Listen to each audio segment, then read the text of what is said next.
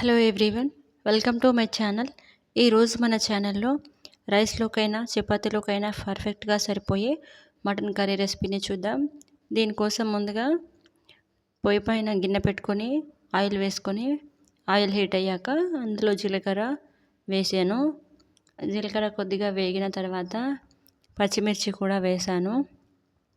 అలాగే కాస్త కరివేపాకుని కూడా వేస్తున్నాను. కరివేపాకు వేయడం వల్ల ఫ్లేవర్ బాగుంటుంది.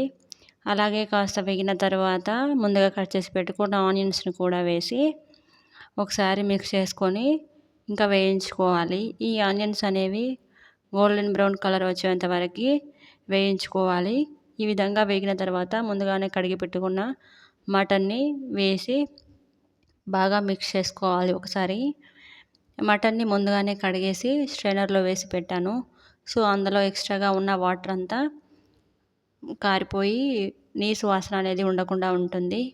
ఈ విధంగా ఒకసారి మిక్స్ చేసుకొని మూత పెట్టి ఉడికించుకోవాలి హై ఫ్లేమ్ పైన. ఈ విధంగా కాసేపు ఆగిన తర్వాత కలిపి చూస్తే అందులో ఉన్న వాటర్ అంతా ఈ విధంగా బయటకు వస్తూ ఉడుకుతుంది కర్రీ అనేది. దీనికోసం నెక్స్ట్ మసాలా ప్రిపరేషన్ అయితే చేసుకుందాం. ముందుగా స్టవ్ పైన గిన్నె పెట్టుకొని అందులో దాల్చిన చెక్క, లవంగాలు, యాలకులు, కొద్దిగా పువ్వు, జాపత్రి అంటారు కదా, అది వేసి వేయించుకోవాలి కాస్త. అది వేగిన తర్వాత కొద్దిగా జీలకర్ర, మెంతులు, అలాగే సాజీర, ధనియాలు వేసి బాగా వేయించుకోవాలి. అలాగే చివర్లో ఎండుమిర్చి కూడా వేసుకోవాలి. ఈ విధంగా వేగిన వాటిని దినుసులను రోట్లో వేసి దంచుకోవాలి.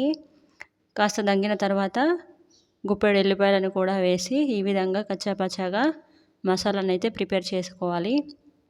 ఈ మసాలా వల్ల కర్రీ టేస్ట్ చాలా బాగుంటుంది.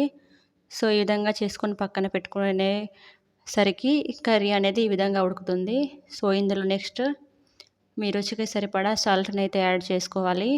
నేను ఇక్కడ 1 స్పూన్ అయితే యాడ్ చేశాను. ఇంకా అలాగే అల్లం వెల్లుల్లి పేస్ట్ని కూడా యాడ్ చేస్తున్నాను. ఇది హోమ్ మేడ్ అండి. మామూలుగా షాప్లో తెస్తే కాస్త ఎక్కువగా వేసుకోవాలి. ఈ విధంగా అల్లం వెల్లుల్లి పేస్ట్ వేసిన తర్వాత అలాగే పసుపు కూడా ఒక 1 స్పూన్ అయితే వేస్తున్నాను. పసుపు కూడా హోమ్ మేడ్ అండి. ఈ విధంగా పసుపు వేసిన తర్వాత మీ రుచికి సరిపడా కారం కూడా వేసుకోవాలి. నేను ఇక్కడ 2 స్పూన్స్ అయితే వేస్తున్నాను. ఇంకా అలాగే కాస్త బిర్యానీ మసాలా కూడా వేస్తున్నాను. ఈ విధంగా వేసేసి బాగా మిక్స్ చేసుకోవాలి. ఒకసారి మిక్స్ చేసుకొని మూత పెట్టి వేసిన మసాలాలు, కారం అంతా ఉడికేంత వరకు కాస్త ఉడికించుకోవాలి. కాసేపటికి మూత తీసి ఫ్రెష్ క్రీమ్ కొద్దిగా వేసుకోవాలి. దీనివల్ల కర్రీకి మంచి ఫ్లేవర్ అయితే వస్తుంది, టెక్స్చర్ వస్తుంది. సో ఈ విధంగా ఉడికిన తర్వాత మళ్ళీ ఒకసారి బాగా మిక్స్ చేసుకొని మీకు ఎంత కన్సిస్టెన్సీ కావాలో చూసుకొని వాటర్ అయితే మీరు యాడ్ చేసుకోవాలి. నేను ఇక్కడ 1 గ్లాస్ వరకు అయితే వాటర్ని యాడ్ చేస్తున్నాను. బేస్డ్ ఆన్ యువర్ కన్సిస్టెన్సీ ఏది కావాలనుకుంటున్నారో అంతకు సరిపోయే విధంగా వాటర్ అయితే వేసుకోవాలి. నేను ఇక్కడ 1 గ్లాస్ అయితే యాడ్ చేస్తున్నాను. ఈ విధంగా యాడ్ చేసి బాగా ఉడికించుకోవాలి. ఈ విధంగా ఉడికిన తర్వాత ఇందులో ముందుగా రెడీ చేసి పెట్టుకున్న మసాలా, కొత్తిమీర కూడా వేసేసి కలపాలి. ఈ విధంగా కలుపుకొని దింపేసుకొని నెక్స్ట్ సర్వ్ చేసుకోవడమే.